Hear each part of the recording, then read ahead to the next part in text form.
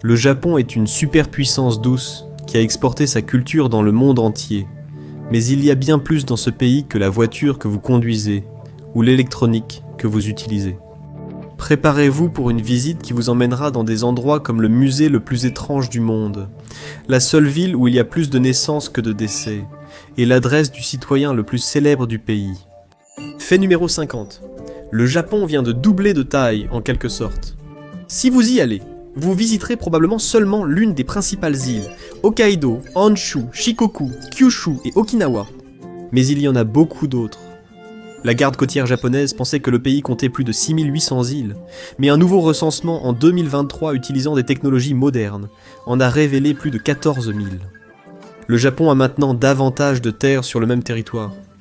Cependant, fait numéro 49, seulement 430 de ces îles sont habitées. Si vous êtes aventureux, explorer les îles inhabitées pourrait être votre vocation. Qui sait, vous pourriez devenir la première personne à poser le pied sur toutes les îles du Japon, du moins là où la loi le permet. Et une île en particulier, il est presque garanti qu'elle vous fera remarquer. Numéro 48, vous voudrez peut-être vous rendre à Tashirojima, dans la préfecture de Miyagi, si vous aimez les chats. Il y a 2 fois plus de chats que d'habitants ici, environ 100 contre 50. Il y a même un sanctuaire qui leur est dédié. Tout a commencé comme une excuse lorsqu'un pêcheur en a accidentellement blessé un. La seule façon d'y accéder est de prendre un ferry pendant 1 heure depuis Ishinomaki, et il n'y a pas de transports en commun. Alors préparez-vous à beaucoup marcher. Au moins, il y aura de jolies maisons en forme de chat pour vous accueillir. En fait, cette île n'est pas la seule île aux chats du Japon. Il y en a 10 autres, donc vous aurez de quoi faire.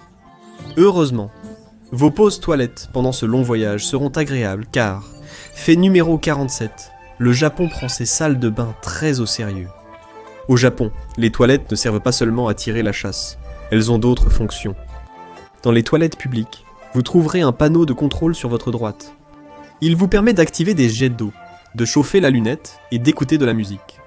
À gauche, un capteur tire la chasse d'eau automatiquement. Une poubelle spéciale s'ouvre lorsque vous vous en approchez. Et peut-être que vous vous dites que c'est un peu trop d'attention pour des toilettes. Attendez de voir ce qui vous attend à Tokyo, numéro 46. Peut-être que le Japon accorde autant d'attention à ses salles de bain parce qu'il y a beaucoup de gens qui utilisent un calémètre en peu de temps.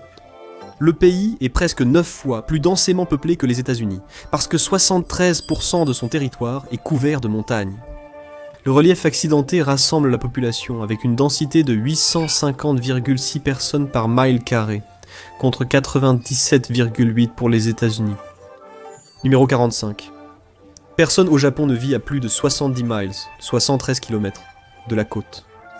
Après tout, il n'y a pas beaucoup d'espace pour vivre ailleurs. Les montagnes couvrant une grande partie du territoire, la population s'est concentrée dans les plaines côtières. Quand vous pensez au Japon, et à tout ce que cela signifie, vous pensez à ce qui se passe dans ces régions. La majeure partie du territoire est vide, 44. Puisque les Japonais vivent de si près de la côte, il n'est peut-être pas surprenant que la mer soit extrêmement importante pour eux. Plus de 2000 ports de pêche sont répartis à travers le pays. Pendant longtemps, le Japon a été la première nation de pêche au monde, mais la surproduction et la dégradation de l'environnement l'ont forcé à réduire ses activités. Des règles plus strictes ont été instaurées en 2018 pour assurer la durabilité. Numéro 43. Le Japon s'est débarrassé de ses démons du passé et jouit aujourd'hui d'une bonne réputation internationale. Sauf pour une chose. C'est l'un des rares pays qui pratique encore la chasse à la baleine à grande échelle. Le Japon s'est retiré de la Convention internationale pour la réglementation de la chasse à la baleine en 2014, après que la Cour internationale de justice a jugé que ces activités de chasse à la baleine en Antarctique étaient commerciales et non scientifiques, comme il le prétendait. Numéro 42. Bien que le retrait du Japon ait suscité des protestations, la flotte baleinière diminue parce que l'ensemble de la main-d'œuvre de la pêche est en déclin. En 2022, la majorité des personnes travaillant dans l'industrie de la pêche au Japon étaient des personnes âgées de 65 à 74 ans. Il y en avait 29 000. En revanche, il n'y avait que 18 000 personnes âgées de 25 à... Numéro 41. Alors que les jeunes peuvent penser que leur destin se trouve loin de la mer, les tendances dans le secteur de l'aquaculture reflètent celles du pays dans son ensemble. Donc peut-être que le destin du Japon est vraiment lié aux vagues. La population reste notoirement en déclin, sauf à un endroit. Si vous allez sur l'île de Tokunoshima, à 800 miles, soit environ 1300 km au sud-ouest de Tokyo, vous trouverez quelque chose d'étrange. Cet endroit a un taux de fécondité de 2,25, soit 40%, au-dessus de la moyenne nationale, et suffisant pour maintenir sa population en croissance. Alors, quel est le secret ? Bien que son climat subtropical soit agréable, ce n'est pas une île exotique. Les habitants d'ici sont tout aussi japonais que le reste du pays. Cela semble simplement être un endroit particulièrement adapté aux familles, peut-être de façon surprenante, parce que son économie est plus simple et qu'il n'y a pas ce travail de bureau effréné qui définit la vie dans les grandes villes. Numéro 40. Peut-être qu'une des raisons du faible taux de natalité au Japon, c'est que c'est l'un des pays les plus privés de sommeil au monde, avec une moyenne d'environ 6 heures et 35 minutes par nuit. Si vous allez là-bas, vous pourriez voir des gens s'endormir dans des endroits inhabituels. Cependant, les employés d'entreprises épuisés du Japon ont trouvé une solution. L'inemuri, l'art de dormir au travail. Si vous essayez de faire cela ailleurs, vous auriez probablement des ennuis, et les nouveaux employés dans leurs entreprises respectives ne devraient probablement pas le faire. Mais une fois qu'ils sont plus âgés et mieux établis, faire une petite sieste est acceptable, à condition de bien positionner leur corps. Ils doivent au moins avoir l'air attentifs et ne pas être affalés. C'est tout un art, après tout. Numéro 39. Il ne vous surprendra peut-être pas d'apprendre que Tokyo peut être un endroit stressant où vivre. C'est pourquoi il y a 320 clubs d'hôtes et d'hôtesses concentrés rien que dans le quartier de Kabukicho, et plus d'1 millier dans tout le pays. Ici, de jeunes femmes et hommes séduisants divertissent des clients du sexe opposé, le tout pour le prix de boissons coûteuses que certains établissements utilisent pour plonger leurs clients dans de lourdes dettes. Vous en avez probablement déjà entendu parler. Mais vous n'auriez peut-être pas deviné que les entreprises japonaises peignent souvent elles-mêmes l'addition. C'est une façon de permettre à leurs employés, connus pour être surmenés, de se détendre un peu, et aussi un moyen pratique de conclure des affaires. Numéro 38. Pour ajouter encore plus de stress, beaucoup de rues au Japon n'ont pas de nom. À la place, les blocs ont des numéros, et les bâtiments sur ces blocs sont numérotés selon leur ancienneté. Les adresses sont attribuées selon le numéro de district, de bloc et de bâtiment. Si vous pensez que cela semble confus, ce sera encore plus le cas si vous y allez sans préparation. Une application de carte ou un agent de police seront vos alliés pour vous orienter. Dans ce pays au faible taux de criminalité, donner des indications est une part essentielle du travail. 37. Au Japon, donner un pourboire est une insulte. Les employés de l'hôtellerie le perçoivent comme un signe qu'ils n'ont pas bien servi. De l'autre côté du Pacifique, c'est le contraire. Selon eux, vous devriez vous attendre à un bon service sans supplément. Remerciez-les et poursuivez votre route. C'est probablement quelque chose dont vous ne vous plaindrez pas. Numéro 36. Tokyo est la plus grande zone métropolitaine du monde, mais ce titre ne durera probablement plus très longtemps. Il y avait 37,3 millions de personnes dans la région de Tokyo-Yokohama en 2023, mais c'était moins que prévu. Jakarta, Indonésie, comptait 35,4 millions d'habitants, un chiffre supérieur aux prévisions. Les démographes avaient prédit que Jakarta dépasserait Tokyo d'ici 2030, et ils l'avaient dit en 2018. La pandémie de Covid-19 a probablement accéléré les choses. Numéro 35. Les personnes qui quittent Tokyo fuient sans le savoir vers un terrain plus sûr.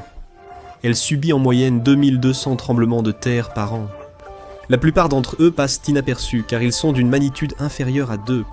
Il y a eu 18 de ces tremblements de terre rien qu'entre le 9 et le 10 mai 2025, plus un séisme de magnitude 2,0. Mais ce n'est qu'une question de temps avant que le grand séisme ne frappe.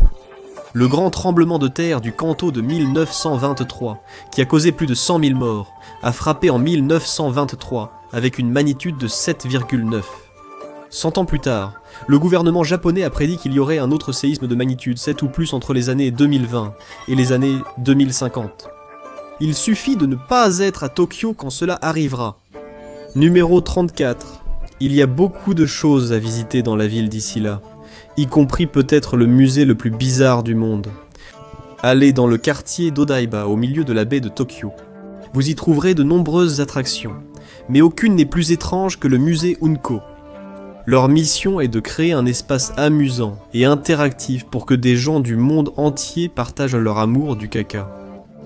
À l'intérieur, vous trouverez des rangées de toilettes colorées. On vous invitera à vous asseoir sur celle de votre choix et à crier « Unko ». Parmi les autres attractions, on trouve la salle de la princesse du caca, l'arcade caca et la salle du caca volant surréaliste. Dites-nous si vous avez le courage d'y manger. Numéro 33. Puisque vous êtes dans l'ambiance, vous voudrez peut-être voir ce que les habitants appellent la crotte d'or. Mais ce n'est pas dans le musée. Allez à la tour Asaibir à Asakusa, et vous ne pouvez pas la manquer. Apparemment, cette sculpture était censée ressembler à une pinte de bière. Mais quand vous la regardez, vous vous demanderez combien de bières les artistes ont dû boire pour imaginer ce design. 2.32. Allez à Shibuya pour découvrir une autre curiosité. Le Tokyo Toilet Project. Ce sont des œuvres d'art publiques. Il y en a 17 réparties dans le quartier. Elles sont réalisées par des artistes renommés comme Tadao Ando et Toyo Ito.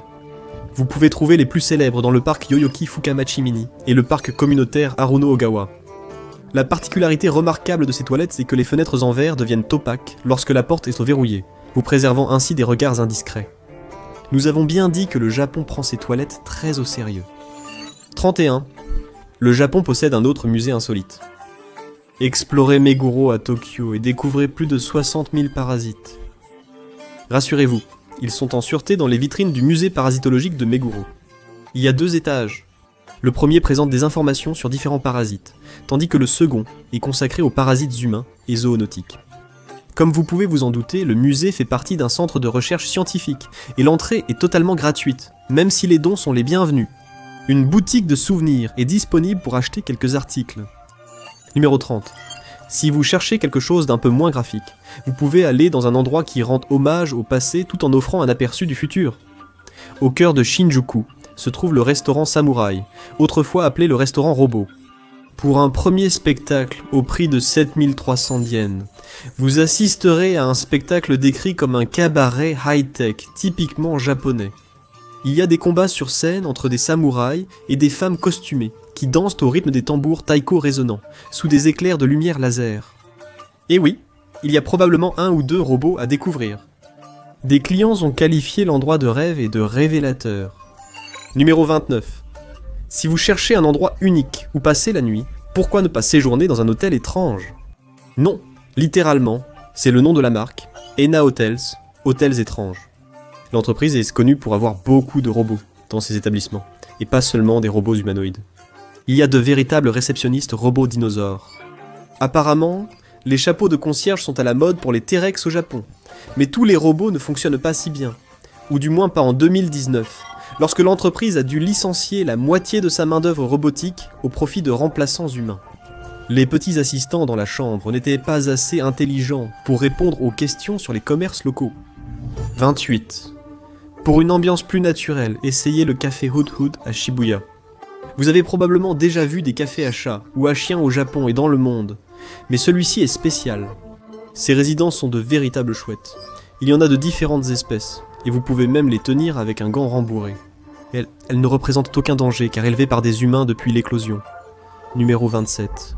Le Japon est connu pour ses sanctuaires, mais il n'y a rien de comparable au temple des chats de Gotokuji à Setagaya. C'est un sanctuaire bouddhiste qui serait, selon la rumeur, le lieu de naissance de l'un des symboles les plus connus du Japon, le Maneki Neko, le chat porte-bonheur. En résumé, l'histoire se déroule ainsi. Au début des années 1600 Linaotaka, le seigneur local fut surpris par une tempête. Heureusement, un chat vivant ici l'invita à entrer pour qu'il n'ait pas à marcher sous l'averse. La légende du chat s'est développée après la mort de Lee et a apporté une industrie avec elle. Si vous voulez un souvenir porte-bonheur de cet endroit, vous pouvez dépenser 300 yens, 2 $ pour une petite statue ou 5000 yens pour une grande. 26. Vous pouvez défier un lutteur de sumo, vraiment. Aller au Ryogoku Kokogikan pour regarder un match de sumo semble évident, mais vous pourriez être surpris d'apprendre que vous pouvez vous essayer vous-même au sport national du Japon. En plein cœur de Tokyo, vous trouverez l'atelier de sumo à Tatekawa et verrez comment les lutteurs de sumo s'entraînent. Vous pouvez même réserver votre propre match. 25. Vous n'avez pas besoin de réellement escalader le mont Fuji pour le gravir. Tokyo abrite ce qu'on appelle des monticules Fujisaka dans certains des sanctuaires de la ville. Ils sont faits de roches volcaniques du mont Fuji, et les sentiers imitent les véritables chemins menant à son sommet. La simulation est aussi efficace que la réalité pour obtenir les bienfaits spirituels. C'est plus accessible pour les personnes âgées du pays ou si vous ne souhaitez pas faire toute cette randonnée. 24. Si vous parvenez réellement jusqu'au mont Fuji et que vous vous sentez particulièrement courageux, il y a un spectacle impressionnant sur son flanc nord-ouest. Voici la forêt d'Aokigahara, qui s'est développée sur de la lave séchée provenant du volcan voisin. On dit qu'elle est tentée par les esprits des Yurei, des fantômes tourmentés. Les voyageurs rapportent souvent des bruits étranges ou même des apparitions de fantômes. Malheureusement, l'endroit a finalement une réputation encore plus sombre pour une autre raison bien réelle. Si vous voyez quelqu'un en détresse, assurez-vous d'appeler les autorités. 23. Pour égayer la journée de quelqu'un ailleurs, rendez-vous dans un autre café de robots. Du moins, c'est ça qu'il semble. Le café Down Avatar Robot est l'une des attractions phares du quartier Nihonbashi, à l'est de Tokyo. Les robots du café ont l'air robotiques, mais ne sont pas dotés d'intelligence artificielle. Ils sont pilotés à distance par des personnes en situation de handicap, qui travaillent depuis leur domicile ou leur lieu de soins. Les soi-disant robots leur offrent une interaction précieuse avec les autres, qu'ils n'auraient peut-être pas facilement autrement. Donc vous feriez une bonne action en y allant. Numéro 22. Il y a bien plus au Japon que simplement la capitale. C'est un pays avec de nombreux environnements différents, allant de la tempérée Hokkaido jusqu'aux îles subtropicales luxuriantes. Mais une chose ne change jamais. Le mode de vie trépidant du Japon exige une commodité rapide. C'est pourquoi il y a un distributeur automatique pour 31 personnes dans le pays, et ils sont uniques. Les distributeurs automatiques au Japon vont bien au-delà de simples collations ou boissons rapides auxquelles on pense habituellement. Ils proposent du sashimi frais, du caviar, du wagyu et même des vestes d'hiver au cas où. Mais il y a une chose que les distributeurs automatiques ne peuvent pas vous offrir. Numéro 21. Les traditions culturelles du Japon remontent à des milliers d'années, mais il en a récemment adopté une venue de l'étranger, un peu par accident. Kentucky Fried Chicken n'est peut-être pas votre premier choix pour un repas de Noël en famille, mais ici, c'est une tradition. Apparemment, le directeur du premier Kentucky Fried Chicken du pays, Takeshi Okawara, a entendu des étrangers dire que la dinde leur manquait à Noël parce qu'il est difficile d'en trouver au Japon. Alors il a eu l'idée ingénieuse d'associer le sceau de Kentucky Fried Chicken à Noël. Ça a aidé que le colonel Sanders ressemble un peu au Père Noël quand il porte la tenue appropriée. La campagne publicitaire, Kentucky pour Noël, est devenue nationale en 1974 et elle était restée depuis. Un tiers des ventes annuelles de l'entreprise au Japon se fait pendant la période de Noël. Numéro 20. Vous ne trouverez pas beaucoup de poubelles au Japon. Cette pratique découle de l'un des moments les plus sombres de l'histoire japonaise moderne. Le 20 mars 1995, la secte Aum Shinrikyo a libéré du gaz sarin sur 3 lignes de métro de Tokyo. 14 personnes sont mortes, et un millier d'autres ont été blessées.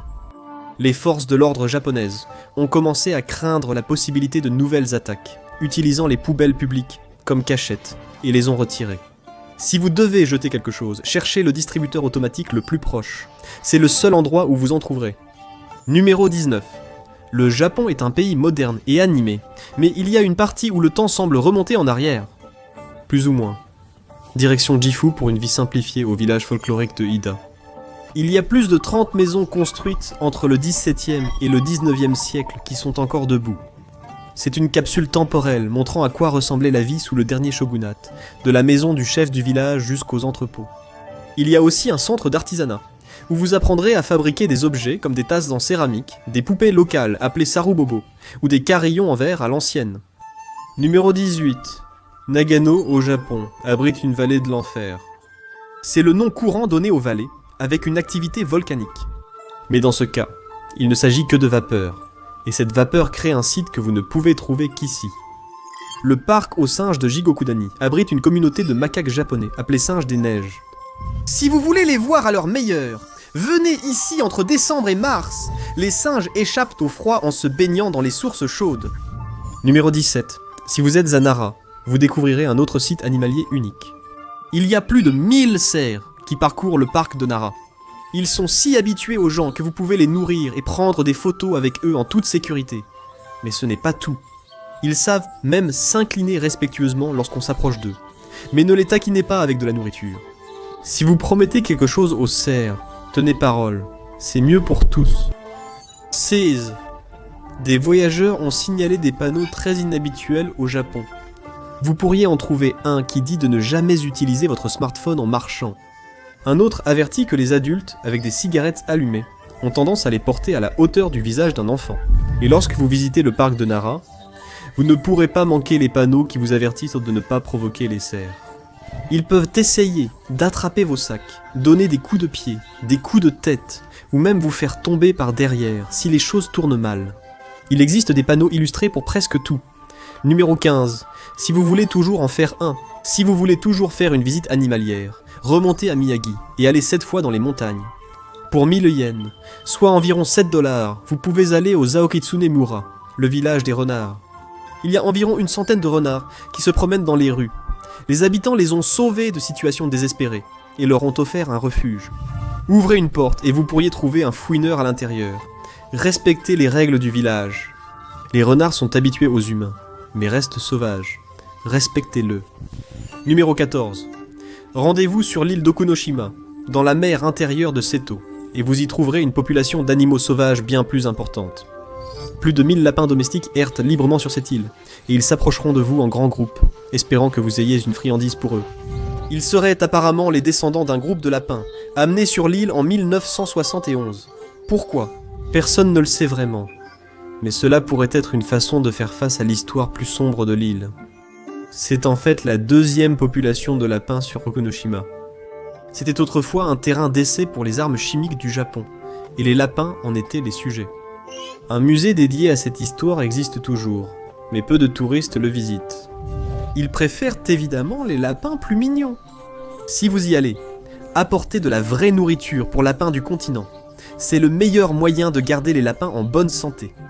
Numéro 13. Il y a autre chose qui est unique au Japon. Une culture que vous ne pouvez acheter qu'ici. La tradition a commencé dans la ville de Zensuji, à Kagawa, lorsqu'un agriculteur local nommé Tomoyuki Ono a breveté une technique de culture dans les années 70. Le résultat, ce fut des pastèques carrées. Elles sont la fierté de la ville, et seuls les meilleurs spécimens répondant à des critères particuliers sont vendus. Une masse comprise entre 5,5 et 8 kg, avec des rayures verticales appropriées. Les moins chers coûtent une centaine d'euros, tandis que les plus chers atteignent 1000. Êtes-vous toujours intéressé ? Numéro 12. Allez dans la vallée d'Iya à Shikoku, au village de Nagaro. Là-bas, vous tomberez sur une scène courante au Japon, mais avec une solution peu commune. Comme la plupart des villes rurales, Nagaro a perdu de nombreux habitants. Alors, une artiste locale nommée Ayano Tsukimi a commencé à fabriquer des épouvantails réalistes, et n'a jamais arrêté. Il y en a plus de 200, et ils sont bien plus nombreux que les 30 véritables habitants du village. Ayano a commencé par fabriquer des épouvantails, à l'image des villageois décédés ou partis. Mais ces dernières années, elle a fabriqué des imitations de personnages connus, comme Donald Trump et Harry Potter. Ils sont éparpillés dans la ville, habillés et accessoirisés, allant même à l'école. Nagaro organise chaque année un festival de l'épouvantail le premier dimanche d'octobre pour les exposer de manière plus organisée. Mais vous n'avez pas besoin d'attendre jusque-là. Rendez-vous là-bas, et vous pourrez rencontrer Ayano elle-même. Si vous vous entendez bien avec elle, elle pourrait même fabriquer un épouvantail à votre effigie pour immortaliser votre visite. Numéro 11. Il y a une île abandonnée au large de Nagasaki. Elle est apparue dans de nombreux films, y compris Skyfall de la série James Bond.